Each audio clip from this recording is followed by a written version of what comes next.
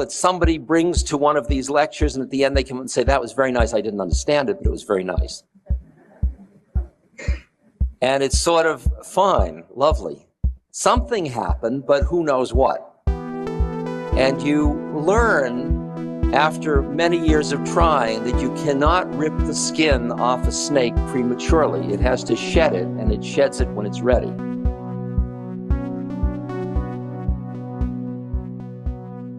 Welcome everyone. I'm Angus, and I also go by Angus by design, and I'm so glad that we have found this moment to be together.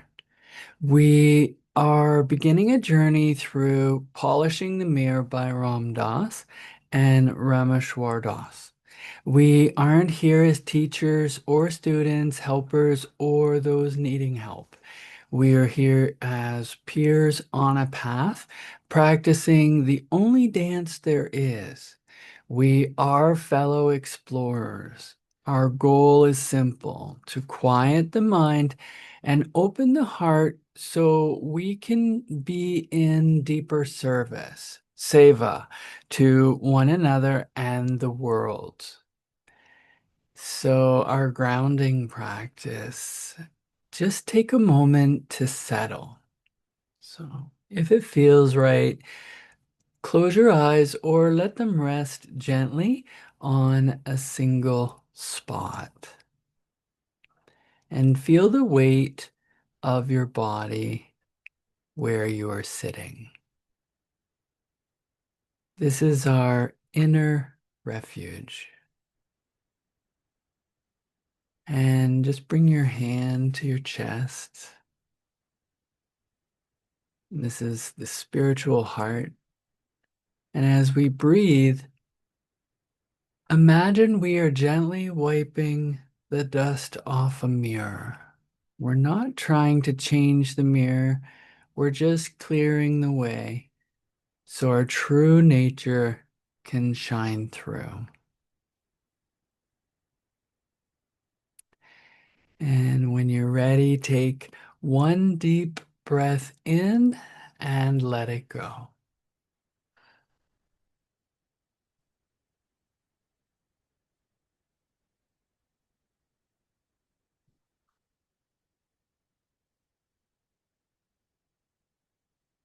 So we are here. We are together.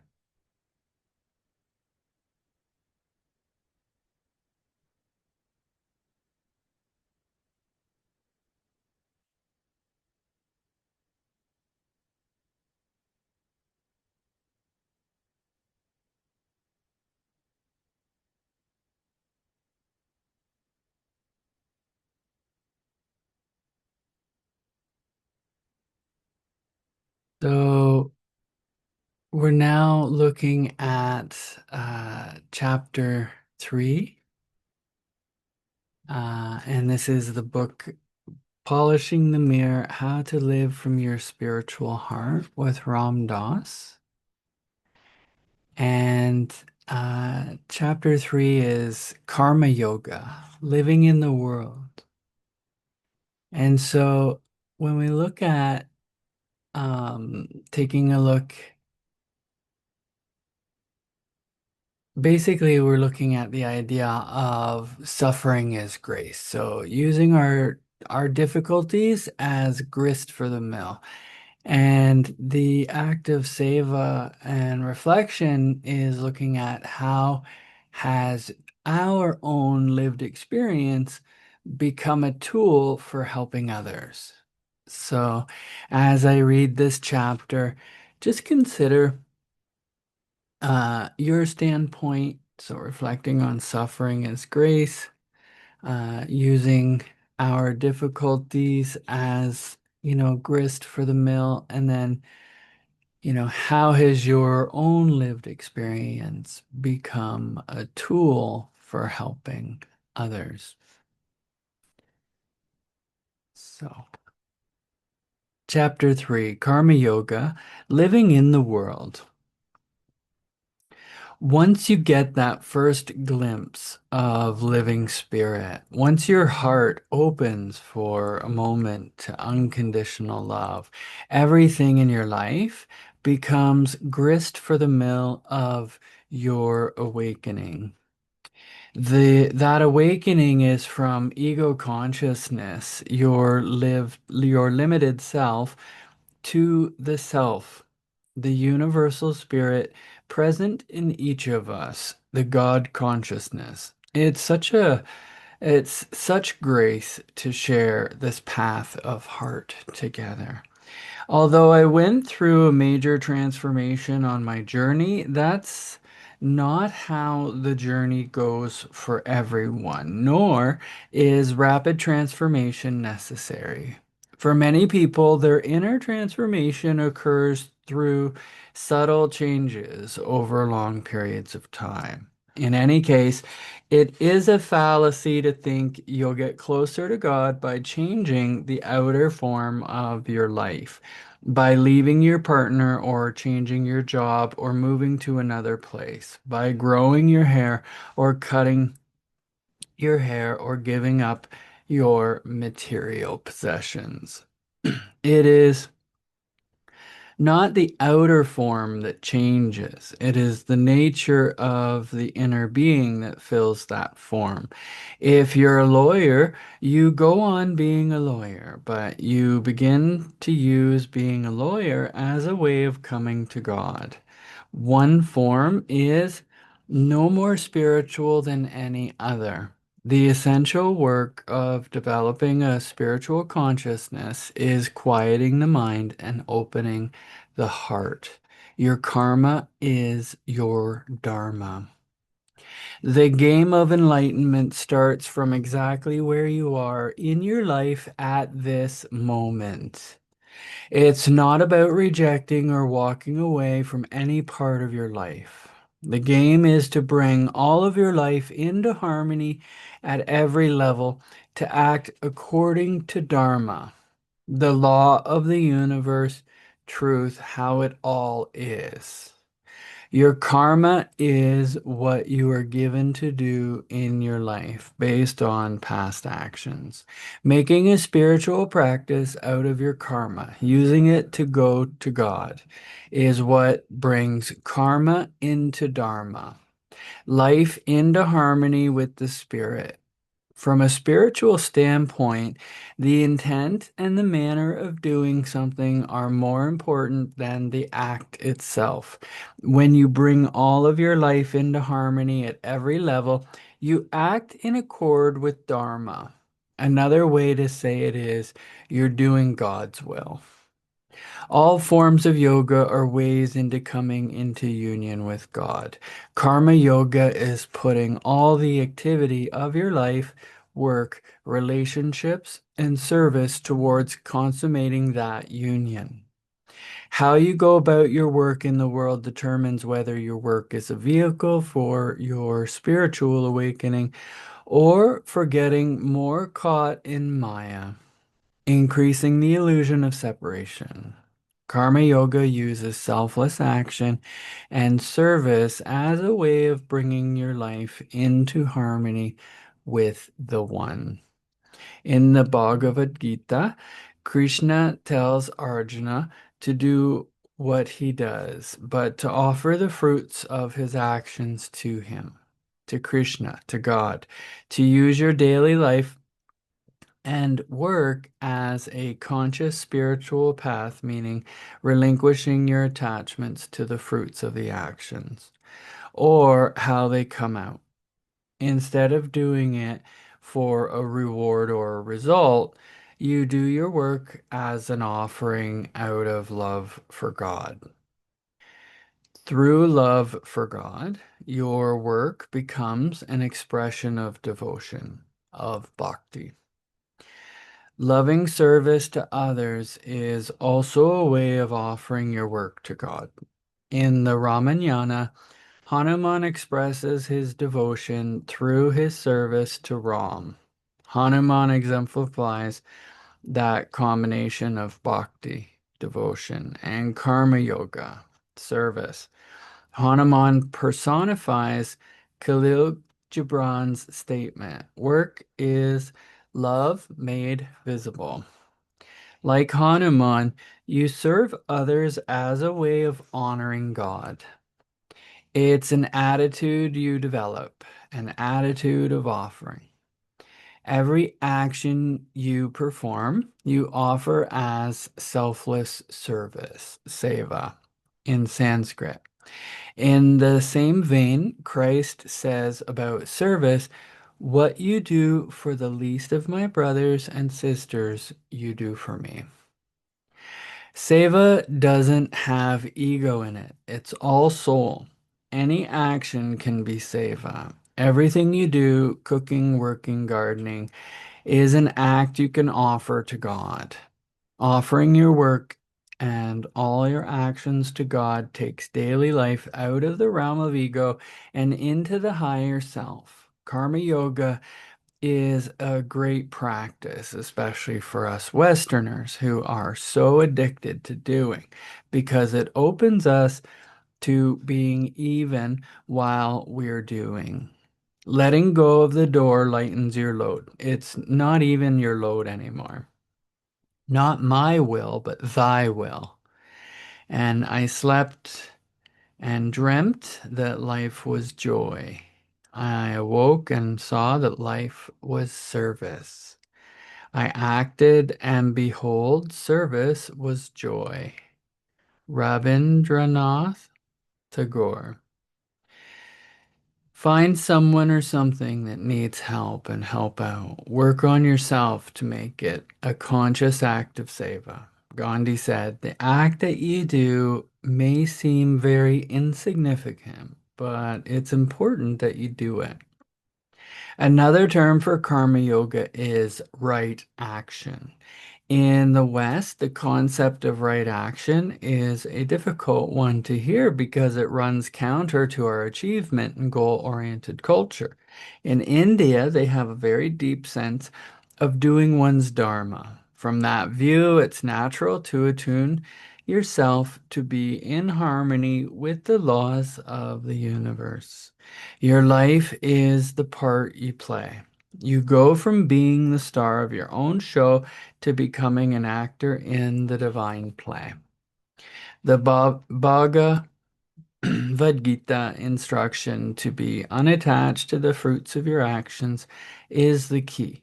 If you are a parent raising a child, don't get attached to the act of raising the child. That doesn't mean you're not a loving, active parent. Your job is to love and nurture, feed and clothe, take care and guard the safety of the child, to guide him or her with your moral compass. But how the child turns out is how the child turns out. Ultimately, he or she is not your child. Who they turn out to be is up to God and their own karma. Your attachment, your clinging to how the child is going to turn out, affects every aspect of how you parent. A lot of our anxiety comes because we are attached to how a child is supposed to come out. Smart, successful, creative, whatever it is we want for our child. Of course, you parent your child as impeccably as you can. Parent is your role to play because that is your dharma, and naturally, you become immersed in your role in life. But it is also important to remember you're a soul playing a role. Who your child is and who you are not roles. As a conscious being, you do all you can to live in your soul and to create a space for others to be in their soul too.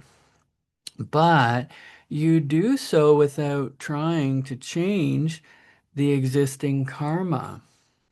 You don't need to change your karma, only your attachment to it. Attachment is what keeps you stuck in your limited reality.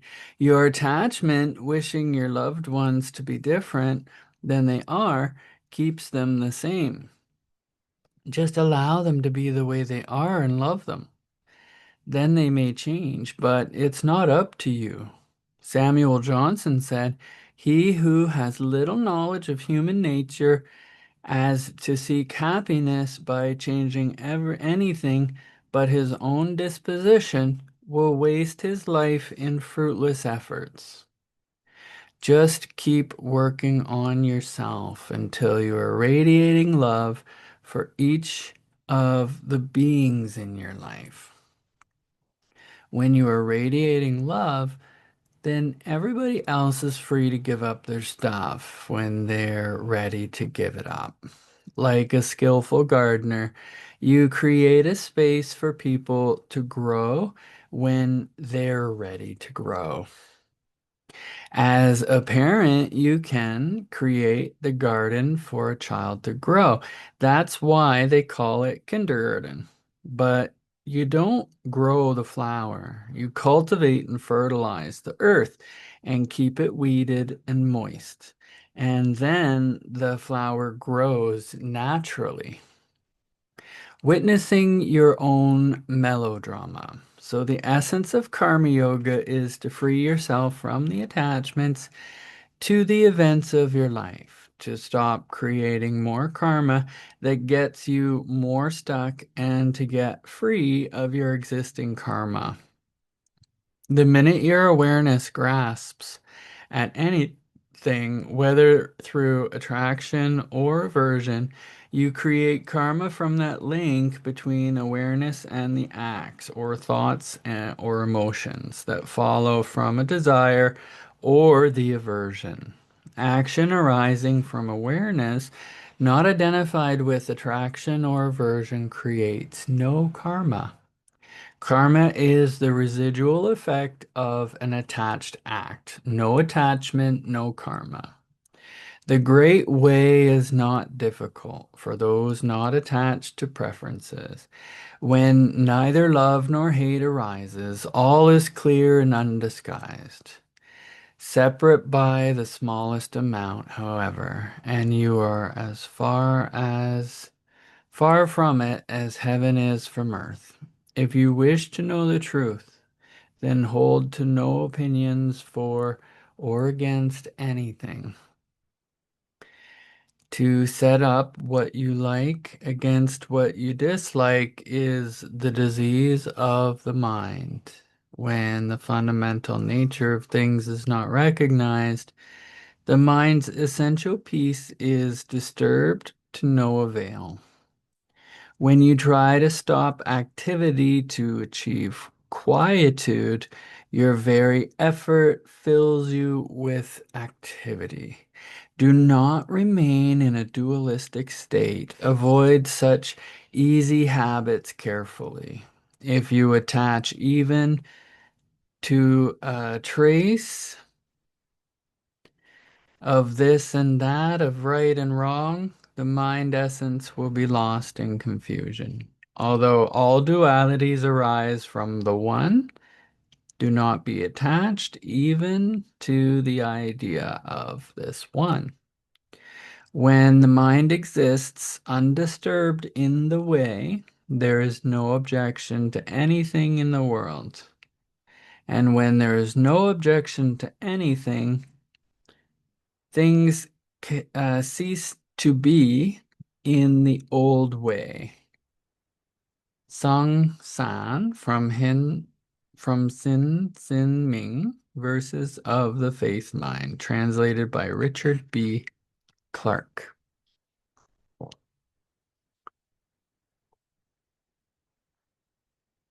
One way to get free of attachment is to cultivate the witness consciousness, to become a neutral observer of your own life. The witness place inside you is simple awareness, the part of you that is aware of everything, just noticing, watching, not judging, not being present, being here now. The witness is actually another level of consciousness. The witness coexists alongside your normal consciousness as another layer of awareness, as the part of you that is awakening. Humans have this unique ability to be in two states of consciousness at once. Witnessing yourself is like directing the beam of a flashlight back at itself. In any experience, sensory, emotional, or conceptual, there's the experience, the sensory or emotional or thought data, and there's your awareness of it. That's the witness, the awareness, and you cultivate that awareness in the garden of your being. The witness is your awareness of your own thoughts, feelings, and emotions. Witnessing is like waking up in the morning and then looking in the mirror, noticing and noticing yourself, not judging or criticizing, just neutrally observing the quality of being awake. That process of stepping back takes you out of being submerged in your experiences and thoughts and sensory input in and into self-awareness. Along with that self-awareness comes the subtle joy of just being here alive, enjoying being present in this moment. Eventually floating in that subjective awareness, the objects of awareness dissolve and you will come into the spiritual self, the Atman, which is pure consciousness, joy, compassion, the one. The witness is your centering device. It guides the work you do on yourself. Once you understand that there is a place in you that is not attached, you can extricate yourself from attachments. Pretty much everything we notice in the universe is a reflection of our attachments. Jesus warns us, lay not up for yourselves treasures upon earth, where moth and rust doth corrupt. For where your treasure is, there will be heart be also. There will your heart be also. Desire creates your universe. That's just the way it works. So your first job is to work on yourself. The greatest thing you can do for another human being is to get your own house in order and find your true spiritual heart. After meditating for some years, I began to see the patterns of my own behavior. As you quiet your mind, you begin to see the nature of your own resistance, your stuckness more clearly.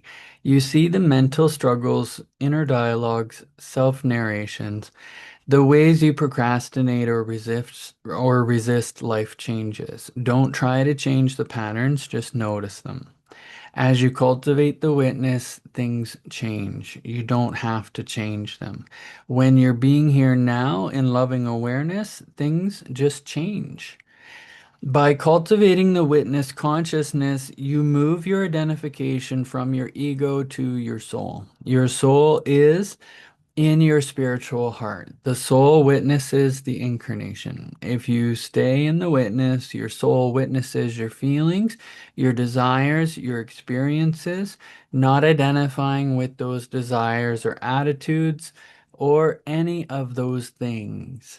Then you can just watch the show. Sit back from your ego and your other thoughts and just watch the show of your incarnation like a movie, enjoying the characters and loving the melodrama. It turns out how it turns out. I like to sit back with my guru inside my heart. He is a loving and compassionate, peaceful and wise soul friend. You also can have a soul friend inside yourself, a guru or a good spiritual friend to keep you oriented toward God. Think of the witness as your inner guru, silently illuminating the workings of your mind. There is this quiet place, this conscious entity that's hanging around and showing you. Oh, you just got uptight, not judging, as in, you're such a failure, you fool. You've got uptight again. But just, okay, you got uptight again. How interesting. The quickest way to get through your stuff is to learn to listen to that place inside. The inner guru is always there for you. Once you recognize it, you have to honor your path and be able to trust that there is a place in you that knows what is best. There is a tendency to look to others for guidance, but really, only you know what is suitable for you. Trust your intuitive heart. The Quakers call it the still small voice within. When it speaks, listen. If as you listen to your heart's intuition, it feels right to do something, do it. Witnessing a doorway to living in your spiritual heart, your soul awareness. The more you listen to your internal witness, the more you stop living by other people's judgments and expectations.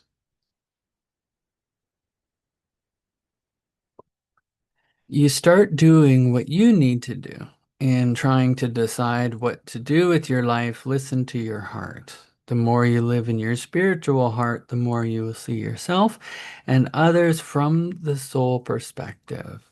Seeing things as a soul changes everything. The program is much farther out than you think. I never thought I'd be a yogi. Each of us has our own unique karmic predicament, our own unique work to do. The predicament is that there is nowhere to stand because our identification with the person who has the karma is changing too. As you develop the witness and identify more with your spiritual heart, karma just is. As you awaken, you realize that personal karma is just another illusion. The illusion is that this is the only reality. The witness helps you to see that there are choices, different ways to perceive reality. When you are pouring morning tea or pouring the water into the coffee maker for your family, is that all it is? Or is God pouring God into God to serve God? Always choose what you feel is most at one with the way of things, the Tao, your Dharma.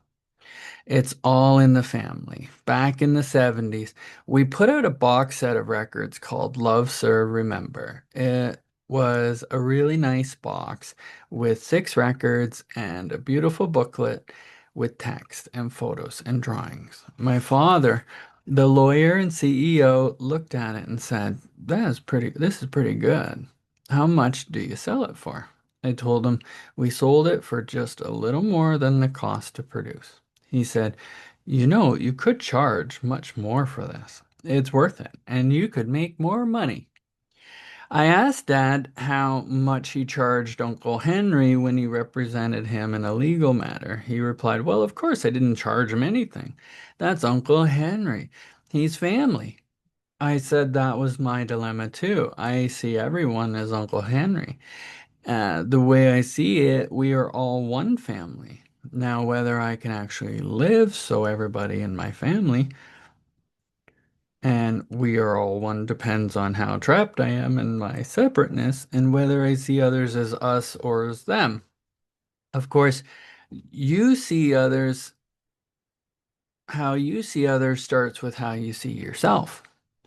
Who you think you are is a matter of perspective. I like the story about a disreputable looking Sufi named Nasruddin who is attempting to do some business in a bank. The bank teller asks him if he can identify himself. He pulls out a mirror and says, yep, that's me. Don't take your melodrama so seriously. Let's remember who we really are. That is souls, not egos. The ego is who you think you are. Who you think you are will die with the body because it's part of this incarnation. But your soul, which has these qualities of deep wisdom and love and peace and joy, is just here watching it all go by. Again, karma yoga is not about renouncing external actions, but renouncing your attachments to them. We're really talking about giving up being the central character of your own melodrama, who you think you are and how you think it is. All this self-narration of the ego is what keeps your personal melodrama going. Ego is neither good nor bad. The ego has a function. It is the vehicle through which you relate to the external world. But the ego is a collection of thoughts, and to the extent you identify with your thoughts, they keep you from being here now. Once you let go of the identification with your thoughts, the melodrama goes on, but it's no longer your melodrama. Appreciate the experiences, but don't get caught up in them. The art of spiritual growth has to do with how quickly you recognize attachments and how quickly you can release them. If you can admit that you can't see or hear clearly because of attachment, then the full wisdom of things will begin to shine through. As long as you have some desire about how you think it ought to be, you can't hear how it is. A Zen story about a monk living in a monastery in the hills above a town exemplifies life without attachment.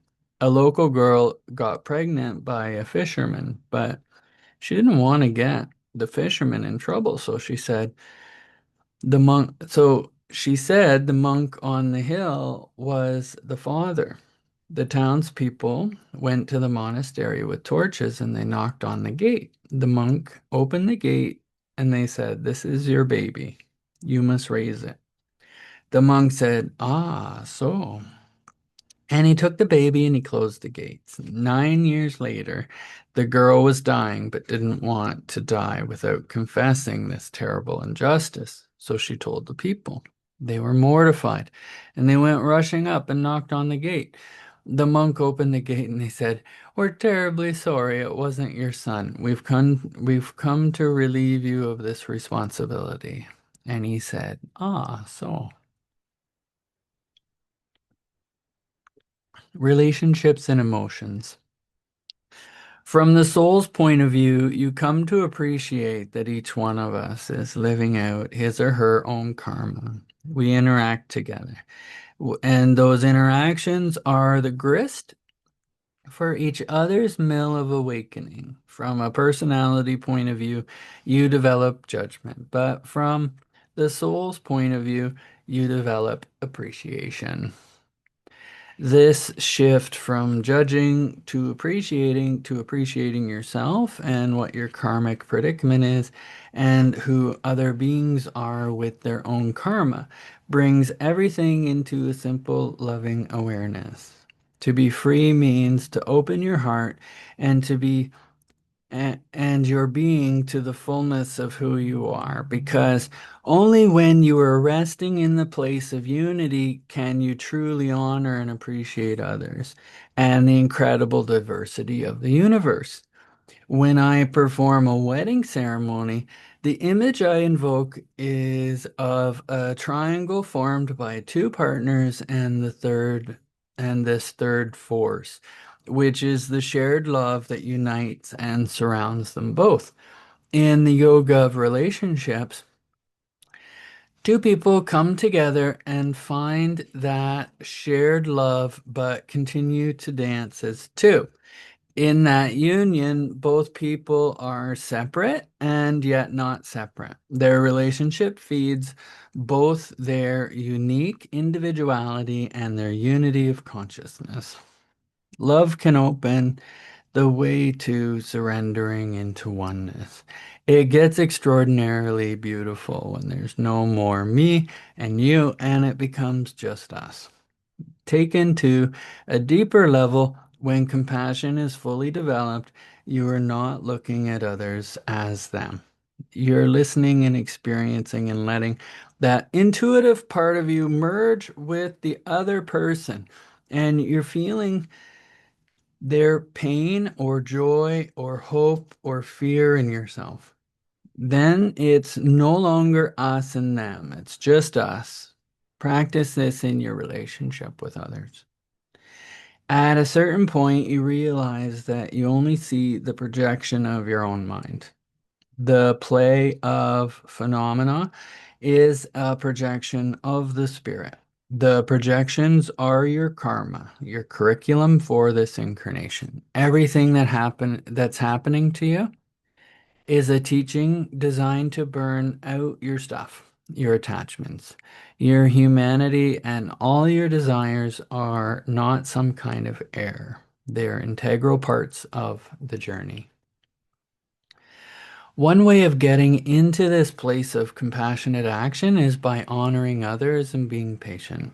Look at the people you don't like and see them as an exercise for you to open your spiritual heart and to develop your compassion. The quieter you are, the more you hear the true nature of compassion. The intuitive, compassionate heart is the doorway to our unity. This story from Aikido Master Terry Dobson is one of my favorites because it shows how to bring about harmony by embracing conflict with compassion and understanding. The train clanked and rattled through the suburbs of Tokyo on a drowsy spring afternoon. Our car was comparatively empty. A few housewives with their kids in tow, some old folks going shopping. I gazed absently at the drab houses and dusty hedgerows. At one station, the doors opened, and suddenly the afternoon quiet was shattered by a man bellowing violent, incomprehensible curses. The man staggered into our car. He wore laborer's clothing, and he was big, drunk, and dirty. Screaming, he swung at a woman holding a baby. The blow sent her spinning into the laps of an elderly couple. It was a miracle the baby was unharmed. Terrified, a couple jumped up and scrambled towards the end of the car. The laborer aimed a kick at the retreating back of the old woman, but missed as she scuffled or scuttled to safety. This is so enraged the drunk that he grabbed the metal pole in the center of the car and tried to wrench it out of its stanchion. I could see that one of his hands were cut and bleeding. The train lurched ahead. The passengers froze with fear. I stood up. I was young then, some 20 years ago, and in pretty good shape. I had been putting in a solid 8 hours of Aikido training every day for the past 3 years. I liked to throw people and grapple. I thought I was tough. The trouble was, my martial skill was untested in actual combat. As students of Aikido, we were not allowed to fight. Aikido, my teacher had said again and again, is the art of reconciliation. Whoever has the mind to fight has broken his connection to the universe. If you try to dominate people, you are already defeated. We study how to resolve conflict, not how to start it. I listened to his words. I tried so hard. I even went as far as to cross the street to avoid the kids, the pinball punks who lounged around the train station. My forbearance exalted me. I was both tough and holy. In my heart, however, I wanted an absolutely legitimate opportunity whereby I might save the innocent by destroying the guilty. That is it, I said to myself as I stood up. People are in danger. If I don't do something fast, somebody will probably get hurt.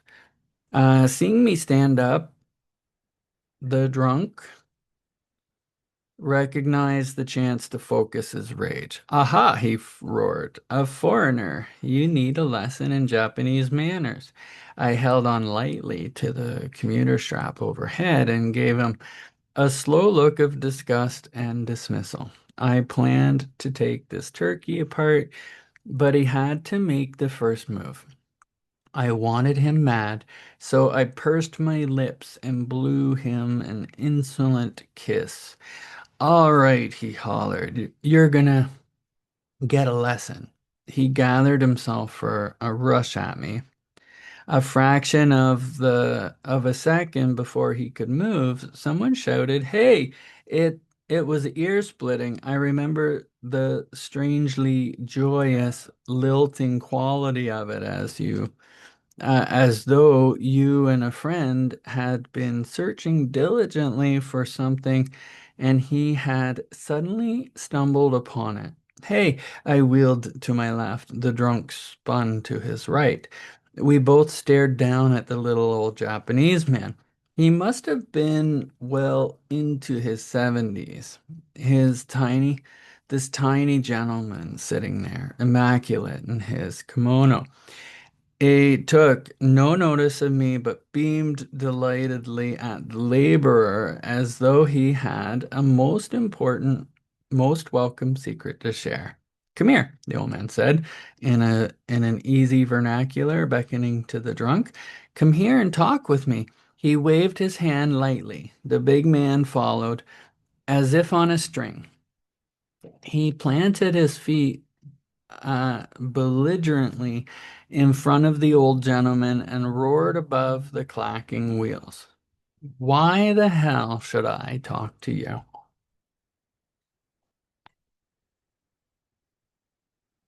The drunk now had his back to me. If his elbow moved as much as a millimeter, I'd drop him in his socks. The old man continued to beam at the laborer. What you been drinking? He asked, his eyes sparkling with interest. I've been drinking sake, the laborer bellowed back, and it's none of your business. Flecks of spittle spattered the old man. Oh, that's wonderful, the old man said. Absolutely wonderful. You see, I love sake too. Every night, me and my wife, she's 76, we warm up a little bottle of sake and we take it out in the garden and we sit on our old wooden bench and we watch the sun go down and we look to see how our persimmon tree is doing. My great grandfather planted that tree, and we worry about whether it will recover those ice storms we had last winter. Our tree has done better than I expected, though, especially when you consider the poor quality of the soil. It is gratifying to watch when we take our sake and go out to enjoy the evening, even when it rains. He looked up at the laborer, his eyes twinkling. As he struggled to follow the old man's conversation, the drunk's face began to soften. His fists slowly unclenched. Yeah, he said, I love persimmons too. His voice trailed off. Yes, said the old man, smiling. And I'm sure you have a wonderful wife. Nah, my wife died, very gently, swaying in the emotion of the train. The big man began to sob. I don't got no wife. I don't got no home. I don't got no job. I'm so ashamed of myself. Tears rolling down his cheeks. A spasm of despair rippled through his body. There I was, standing in my well-scrubbed, youthful innocence. Make make make this world safe for democracy, righteousness. I suddenly felt dirtier than he was. The train arrived at my stop. As my door opened, I heard the old man cluck sympathetically. My, he said, that is a difficult predicament. Sit down here and tell me about it. I turned my head for one last look. The laborer was sprawled on the seat, his head in the old man's lap. The old man was softly stroking the filthy matted hairs. As the train pulled away, I sat down on a bench. What I wanted to do with muscle had been accomplished with kind words. I had just seen Aikido tried in combat, and the essence of it was love. You and I are training to become conscious, compassionate beings in the truest and deepest sense. Become an instrument of joy, an instrument of equanimity, an instrument of presence, an instrument of love, an instrument of availability, and at the same moment, absolutely quiet. Since we all spend so much time in our relationships, why not turn them into a yoga for getting free? Living a spiritual life is a strategy for working on yourself for all the benefits of all beings. That's another way of saying that the optimum things you can do for someone else is to work on yourself, not of the same idealistic sense of altruism, but because getting to oneness for yourself means resolving your sense of separateness to where we're all family. Use every situation you have with other people as a vehicle to work on yourself. See where you get stuck, where you push, where you grab, where you judge, where you do all the other stuff. Use your life experiences as your curriculum. When I look at relationships, my own and others, I see a whole range of reasons we get together and ways we interact. Some are transactional, but the deeper impulse of every human relationship is to evoke the love and the oneness that unites us. But what actually happens is that the many relationships reinforce our separateness because of our misperceptions of ourselves as separate beings, and because of our desire systems, which are based on separateness or ego. Relationships only work in a spiritual sense when you and I are ready, are really, you and I really see that we are one. Relationships and emotions can reinforce our separateness, or they can be the grist for the mill of awakening. When it comes to love relationships, we are like bees looking for a flower. The predicament is that the emotional power of loving somebody can get you so caught up in the interpersonal melodrama that you can't get beyond the emotion. The program with interpersonal love is that you are dependent on the other person to reflect love back to you. That's part of the illusion of separateness. The reality is that love is a state of being that comes from within. The only thing you really ever have to offer another person is your own state of being. When you're not entrapped by another person's appearance or behavior, you can see behind all that to a deeper level of your being because your mind has tuned itself.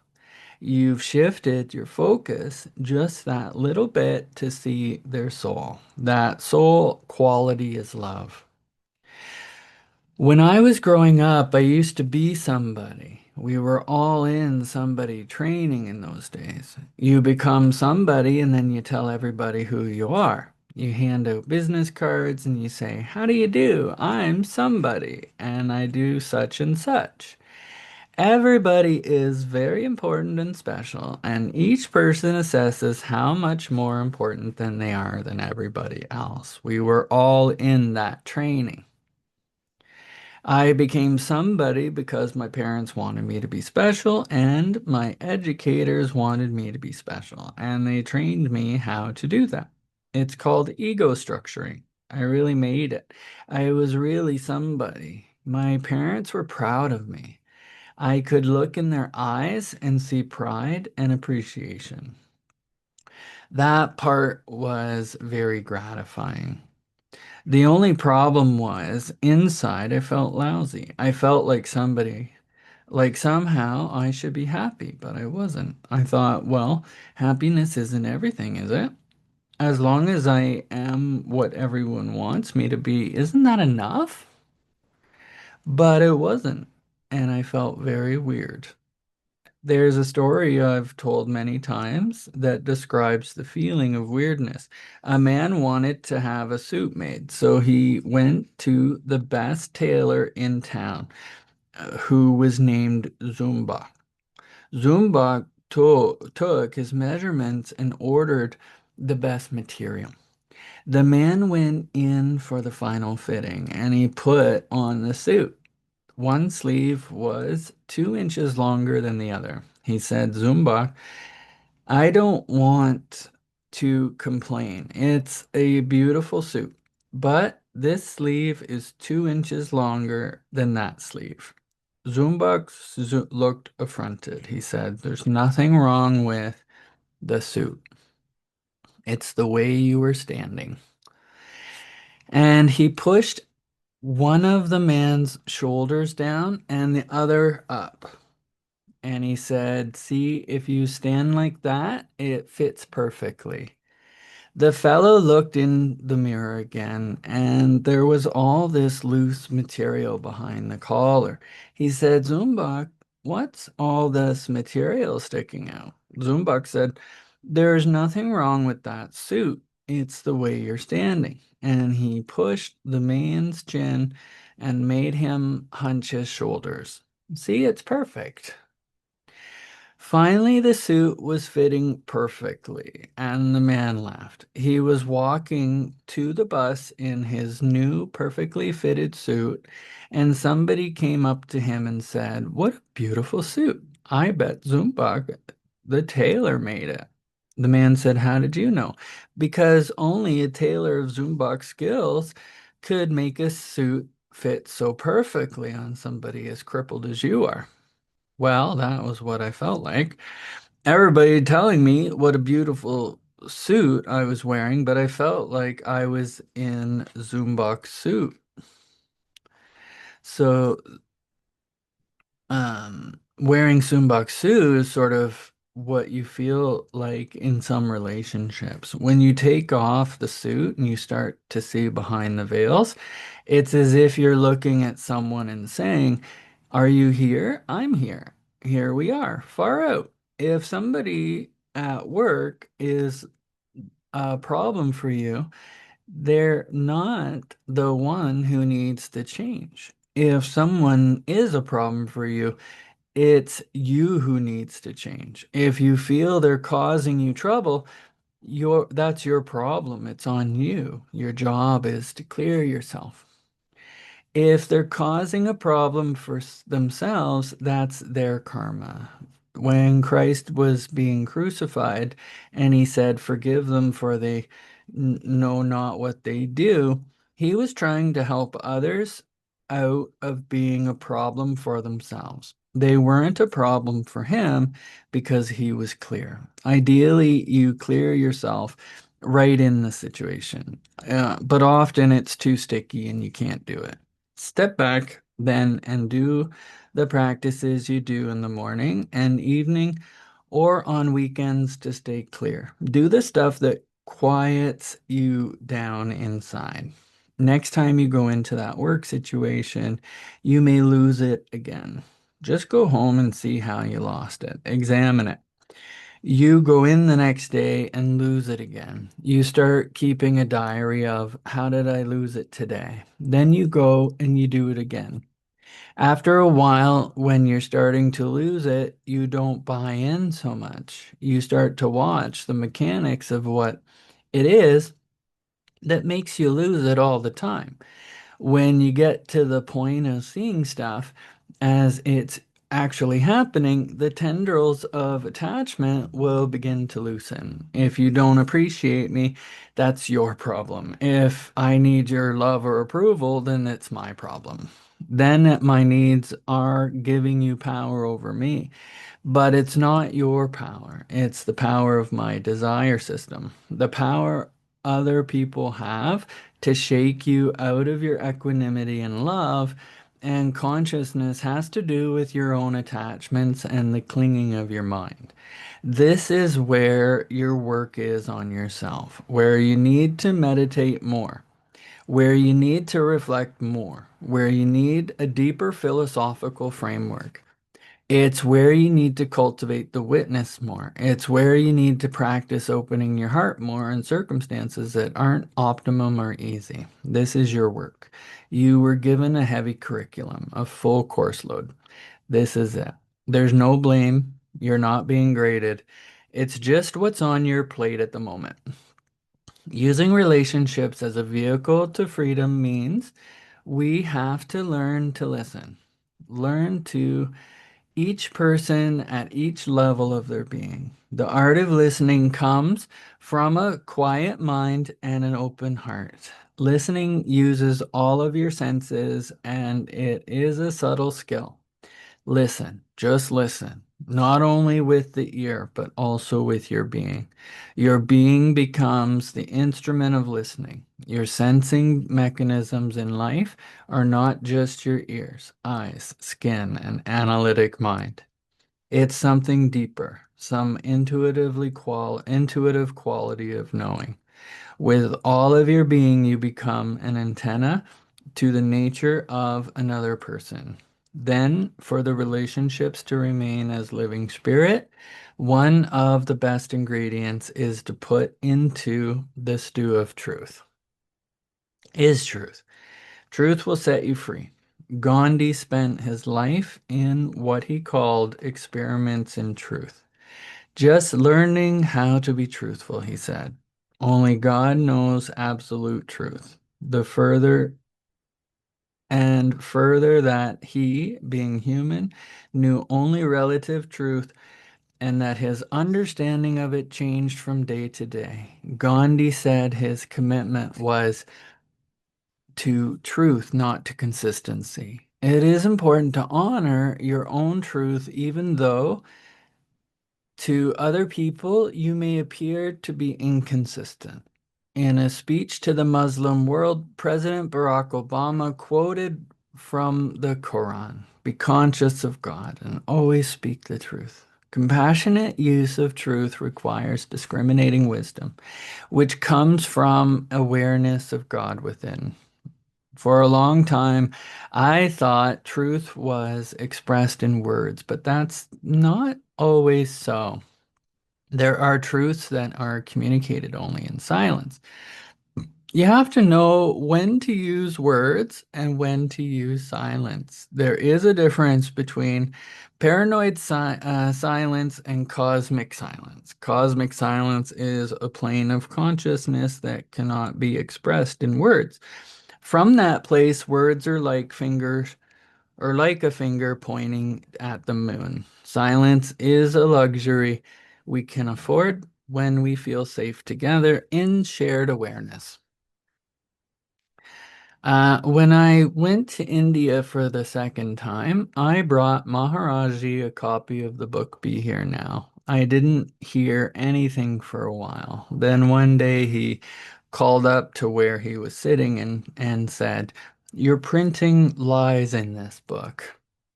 I said, "Oh no, Maharaji, everything in the book is true." He said, "It stays here. It says here that Hari Das Baba went into the jungle when he was 8 years old.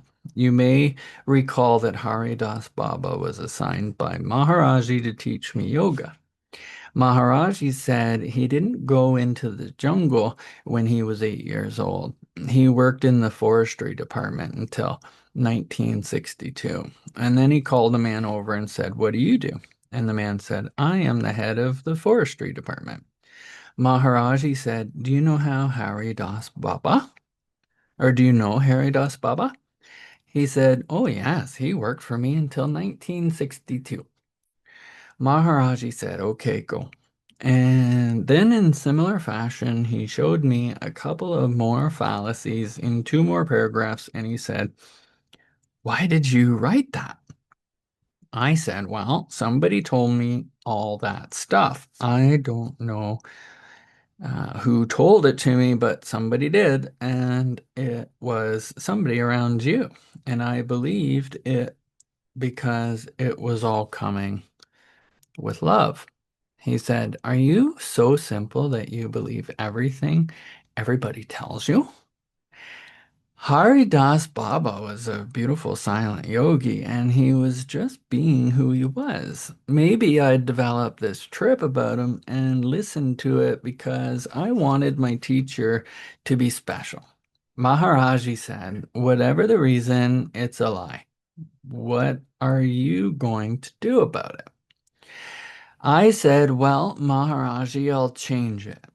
Eight, 80,000 copies are already distributed, and I can't call them back. But the second printing is coming up, and I will change it then. I sent a telegram to the Lama Foundation, which was printing the book in Albuquerque. I told them to please delete the two paragraphs about Haridas Baba in the next printing. Steve Durkee, the then head of Lama, who is now called Nur al-Din, wrote back and said, it can't be done now. I was just in Albuquerque, which is a couple of 100 miles from Lama, where there's no phone.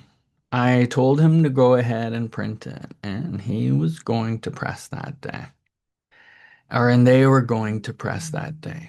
It was the pre-Christmas rush, and it was probably already printed. Steve said, I received your telegram too late. We will change it in the third edition, which will be printed in 3 months. I went back to my guru and I said, Maharaji, I can't change it until the next edition. To change it now would cost me at least $10,000. We would have to throw away the whole printing. He looked at me and he said, do it now. And he said, money and truth have nothing to do with one another. I went back and cabled Lama again and said, forget the expense. Maharaji says, change it now. It's his book. A cable came back from Steve saying the most remarkable thing happened. The day your cable came, telling us to change it anyway, a note from the printing company. When they put the job on the press, one of the plates was damaged. That plate included a photo of Maharaji, and then they went to the file to find the original. That particular picture was missing.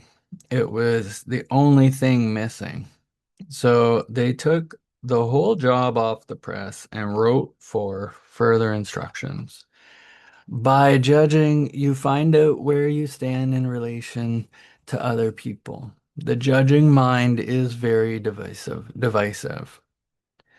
It separates. Separation closes your heart. If you close your heart to someone, you are perpetrating your suffering and theirs. Shifting out of judgment means learning to appreciate your predicament and their predicament with an open heart instead of judging. Then you can allow yourself and others to just be without separation. The only game in town is the game of being, which includes both highs and lows. Every time you push something away, it remains there. The pile under the rug gets very big. Your lows turn out to be more interesting than your highs because they are showing you where you're not, where you have work to do. You just say, thank you for the teaching. You don't have to judge another being. You just have to work on yourself. When somebody provokes your anger, the only reason you get angry is because you're holding on to how you think something is supposed to be. You're denying how it is.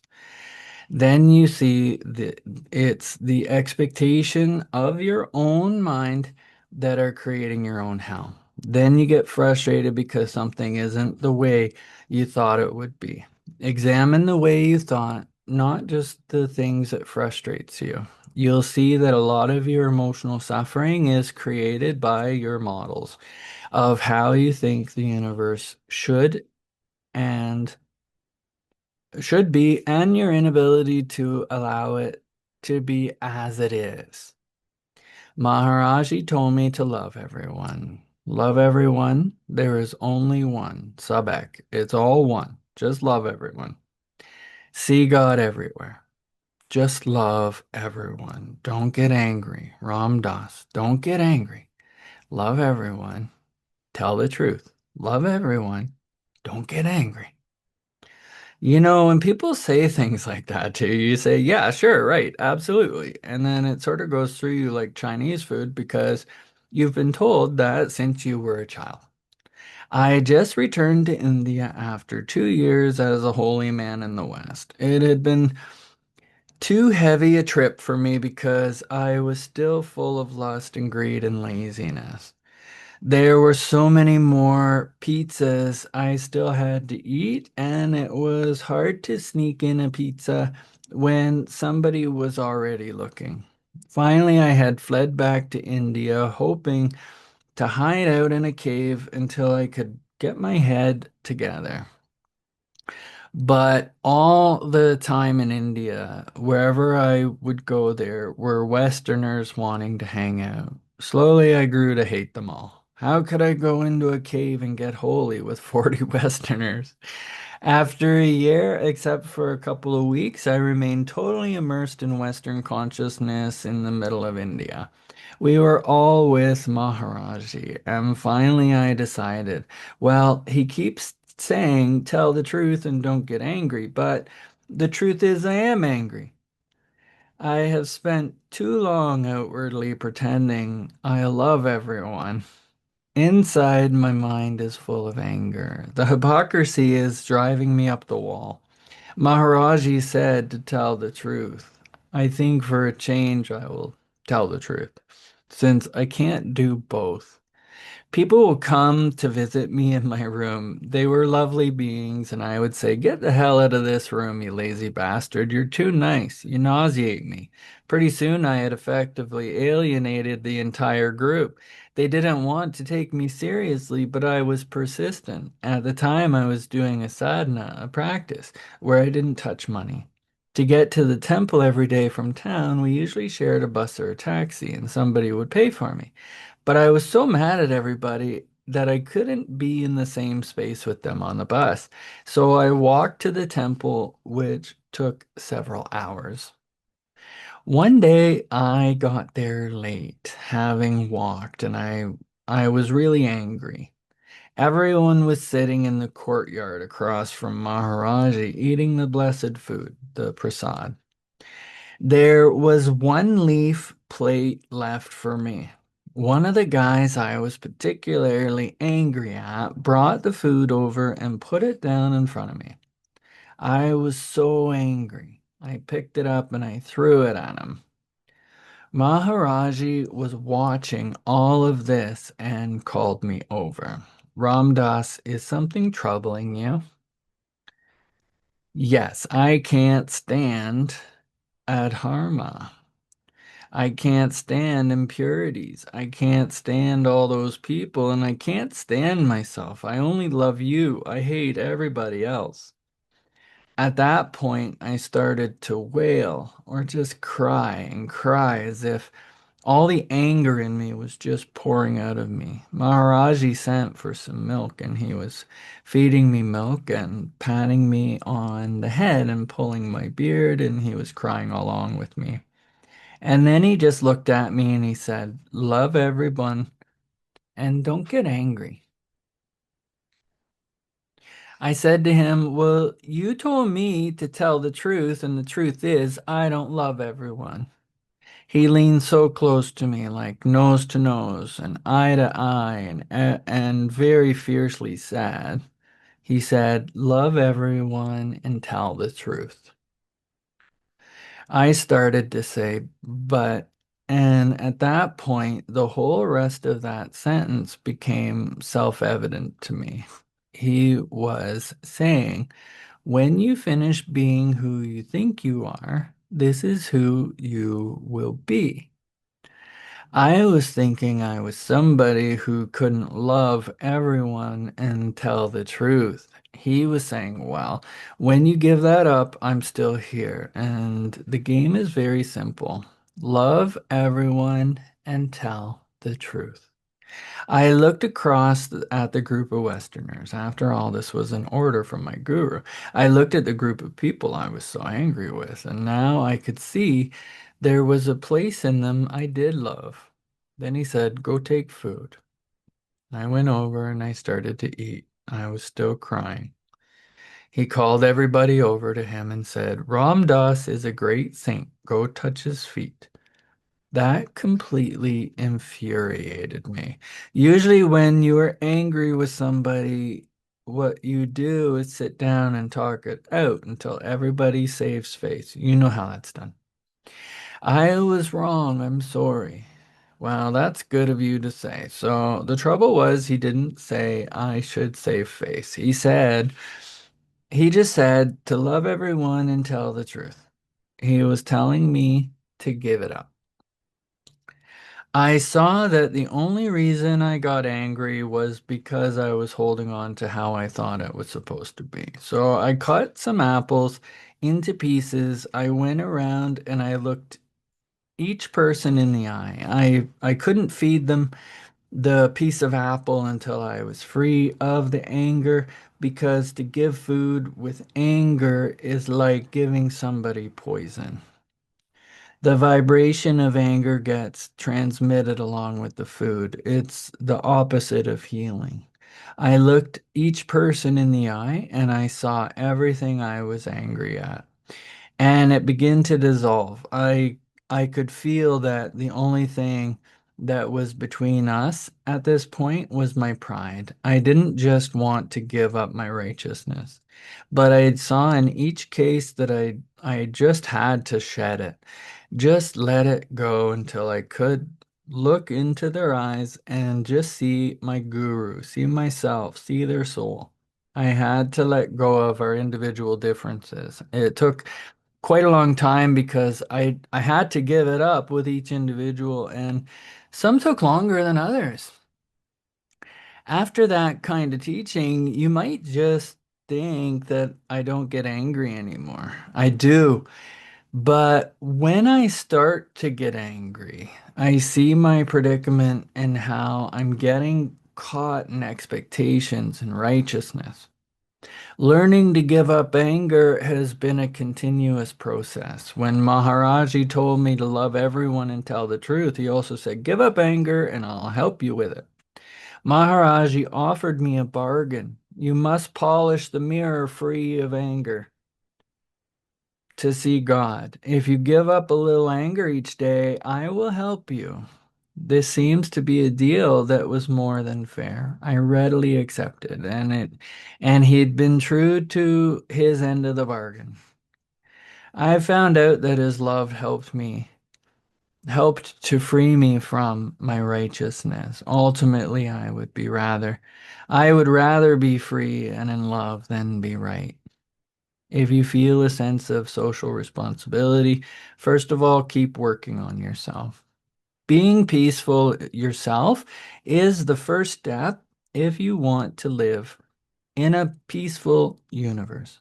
Have you ever noticed how many angry people there are at peace rallies? Social action arouses righteousness. Righteousness ultimately starves you to death. If you want to be free more than you want to be right, you have to let go of righteousness, of being right. That reminds me of a story. There's this Chinese boatman, and he hits another boat in the fog. He starts swearing at the other boatman. "You SOB, why didn't you look where you were going?" Then the fog lifts for a moment and he sees there's nobody in the other boat and feels like a fool. Righteousness is roughly the same thing. Say, for instance, you hold a grudge against your father and you talk to him in your mind as if he's there inside you, but he isn't there. Psychologically, you think he is there because you're identified with who you think you are. But once you begin to see this is all just a bunch of thoughts, your psychological father is just another set of empty phenomena. You are busy saying, I forgive you. I forgive you to that psychological father, but it's like saying I forgive you to a clock. There's nothing there. You you're the same as the boatman. There's no rush. Go on being right just as long as you can. You'll see that being right is actually a tight little box that is very constraining and not much fun to live in. Righteousness cuts you off from the flow of things. When I'm locked in a situation, in a relationship with someone, it isn't that they have done something to me. They they're just doing what they're doing. If I get caught up in judging, the responsibility lies with me, not with them. It becomes my work on myself, I often say. I really do apologize for whatever suffering I've caused you in this situation. We start to work from there. After a while, they will come forward and will examine themselves and say, well, maybe I was. Our predicament is that our ego wants to be right in a world of people who don't understand how right we are. There is a way of representing what is right, the dharma of the moment. But if you get emotionally attached to the model of how the world ought to be, that excludes how human beings are. There's something wrong with where you're standing. You should be standing somewhere else. Getting lost in your emotional reactivity isn't where you want to be. Just allowing your humanity and that of others to be as it is the beginning of compassion. We are in a human incarnation. We can't walk away. To walk in the Dharma is also to hear other human beings. Faith, no fear, no faith, fear. As you tune into your own Dharma to become motivated to confront the places in yourself that keep you trapped, when there's fear, you aren't free. President Franklin Roosevelt said, the only thing we have to fear is fear itself. Fear is a protective mechanism in the sense that you experience free-floating anxiety about that which threatens you. Fear makes you want to hold on to familiar structures in your life. If you're busy identifying yourself as a separate entity, you fear the extinction of that being. When you are identified with your soul, there is no fear.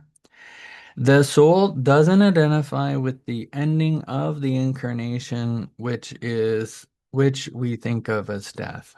Since meeting Maharaji, I do not experience a fear of death as a real fear.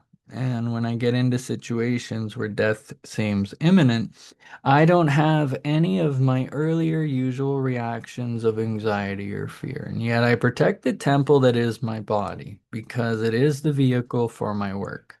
I don't protect it out of fear because the fear of death seems somehow to have flown the coop somewhere along the way. The absence of that fear changes the nature of my daily experience. Now, each day is just what it is. When you experience fear, you are caught in your separateness, feeling cut off and vulnerable. When you're experiencing love, you're part of the unity of all things. Love is the antidote for fear because it goes to the place behind separateness. As you cultivate that unitive quality, the fear dissipates. As fear dissipates, you feel at home in the universe. If you stay in the soul, you will stay in love. It's not a concept or a belief. When you have faith, there's no fear, only love. True faith arises when you know that you are the soul and that the soul is love. Once back in 1970, I was driving on the New York Thruway in a 1938 Buick limousine that I had converted into a camper. I was going very slowly because it was a very old car, driving with one hand on the steering wheel and doing my mala beads with the other, just hanging out with various forms of the divine. I was holding the steering wheel with just enough conscious to keep the car on the road. I was singing to Krishna, a radiant blue incarnation of God who plays the flute. Krishna represents the seductive aspects of the beloved. I was ecstatically hanging out with Blue Krishna and driving along the New York Thruway when I noticed a blue flashing light in my rearview mirror. I thought Krishna has come. There was enough of me focused on driving that I knew it was a state trooper. I pulled over and he came up to the window and he said, "May I see your license and registration?" I was looking at him as Krishna, who had come to give me darshan. It was 1970. Wouldn't Krishna come as a state trooper? Christ came as a carpenter. Krishna asked for my license. I would have given him anything. I could have my life, or he could have my life, but all he wanted was my license and registration. So I gave him my license and registration. And it was like I was throwing flowers at the feet of God. I was looking at him with absolute love. He went back to his police car and he called home base. And then he came back and he walked around the car and he said, "What's in that box on the seat?" I said, "They're mints. Would you like one?" He said, "Well, the problem is you were driving too slowly on the throughway and you'll have to drive off the throughway if you're going to continue to drive that slowly." And I said, "Yes, absolutely." I was looking at him with such love. If you put yourself in the role of state trooper, how often do you suppose they get looked at with unconditional love, especially when they're in uniform? So after he had finished all the deliberations, he didn't want to leave, but he had run out of state trooperness. So he stood there for a minute and he said, "Great, great car you got here." That allowed me to get out and we could kick the tires and hit the fenders and say, "They don't make them now like they used to," and tell old car stories. Then we ran out of that. I could feel he didn't want to leave. I mean, why would you want to leave if you're being unconditionally loved? So finally, he ran out of digressions. He knew he'd have to come clean that he's Krishna. So he said, "Be gone with you," which wasn't state trooper talk, but what the hell. As I got into the car and started to drive away, he was standing by his cruiser. I looked in the mirror and saw that he was waving at me. Tell me, was that a state trooper or was that Krishna? Spiritual family and friends. So, as these spiritual practices start to work, your reasons for being with people start to change, and who you want to be with changes too. Sometimes it's not easy as long-standing relationships or jobs are discarded. Your old friends might find you a little dull because you've experienced a taste of certain kind of truth, a deeper truth connected to a different quality of being. Social interactions that used to be engaging pale next to the attraction to the beloved, and social life begins to seem unreal. Not everyone can hear the quality of the spiritual experience you're having. You are looking for God, for whatever form of the beloved touches your heart. You are looking everywhere. The poet Saint Kabir said, "Are you looking for me? I am in the next seat." My shoulder is against yours. You will not find me in supas and stupas, not in Indian shrine rooms, nor in synagogues, nor cathedrals. Not in masses, nor kirtans, not in legs winding around your neck, not nor in eating nothing but vegetables. When you really look for me, you will see me instantly.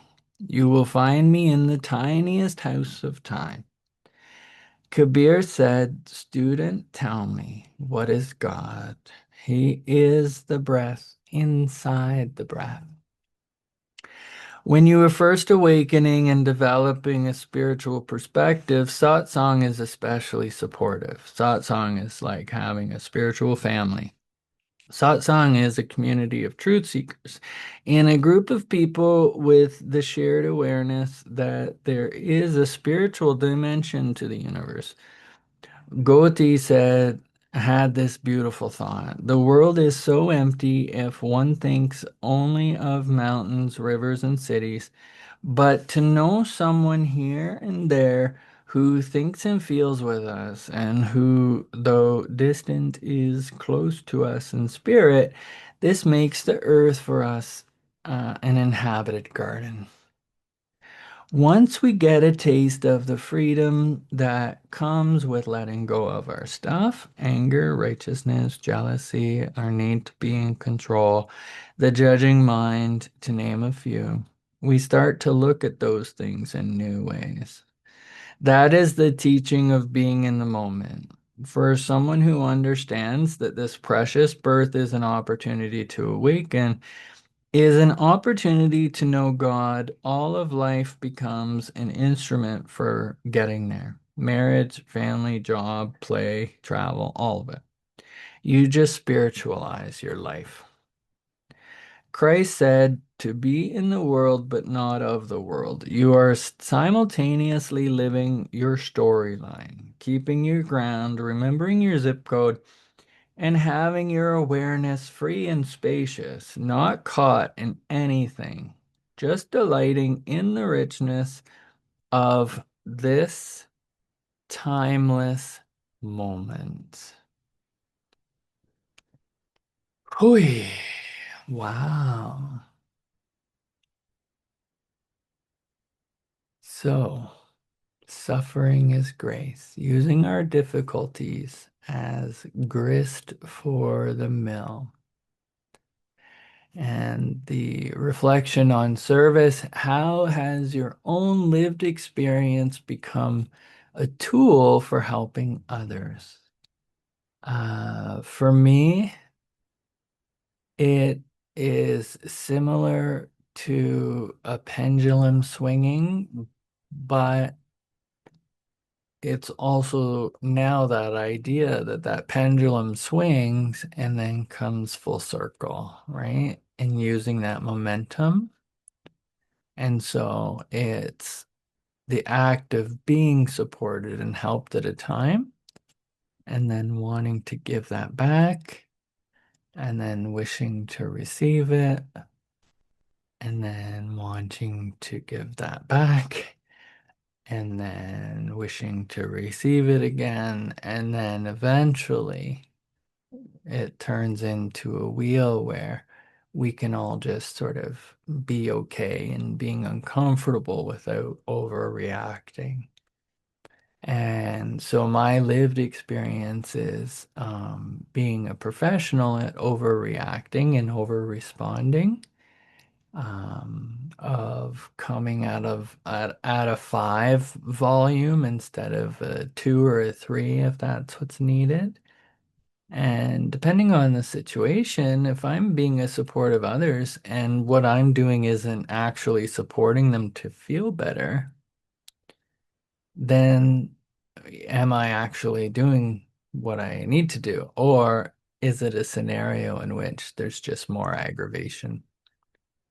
And so for me, I just have an ability to really suffer, so to speak, and yet not suffer because I can zoom out and because I can prepare going in and I can recover coming out of those service moments.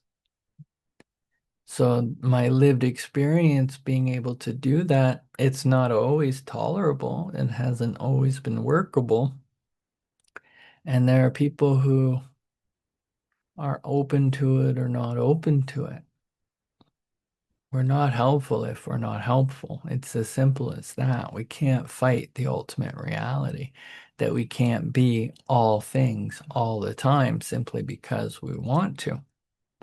And so for me, suffering as grace is, really sitting in all of the internal and external triggers that come up so that other people who can't bounce back, or these wounds have happened for so long, can get the support that they need. So I encourage you to share what comes up for you.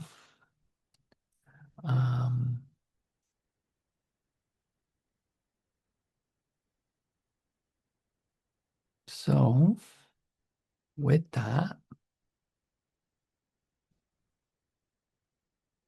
as we finish this chapter and this practice, I invite you to share what resonated with you today. How does this reading connect to your own practice or your work in the world? Please join the conversation in the comments below or in the chat box. And for more deep dives into these teachings, I encourage you to explore not only the archives, but the teachings and the offerings at ramdas.org.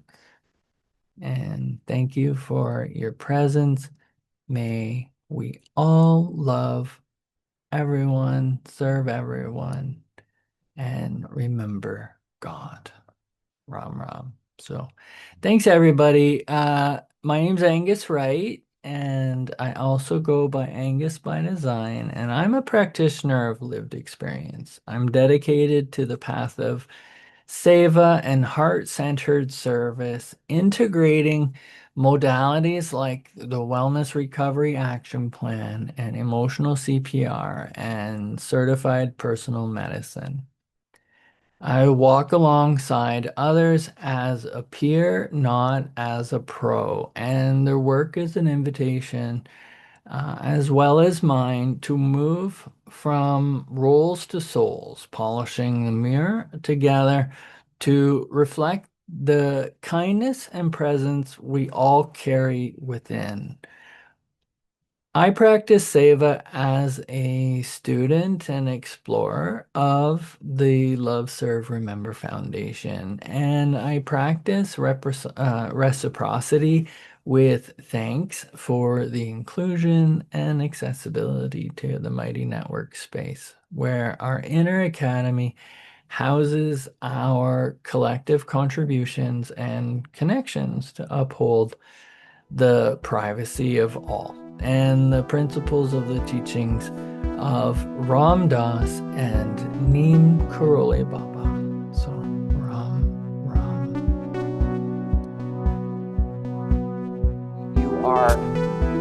You see your predicament, you see your suffering, you see there is a possibility that there is an end to suffering, and you come to understand there are practices you can do to move you from suffering to an end of suffering.